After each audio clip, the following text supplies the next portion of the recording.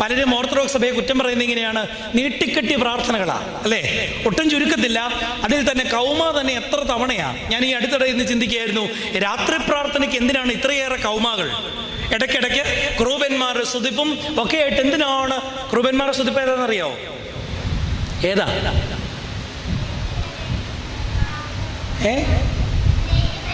എൻ്റെ പൊന്നു മക്കളെ, നിങ്ങളുള്ളത് കൊണ്ട് ഈ വലിയ പുള്ളികളൊക്കെ ഇങ്ങനെ ഇരിക്കുന്നു.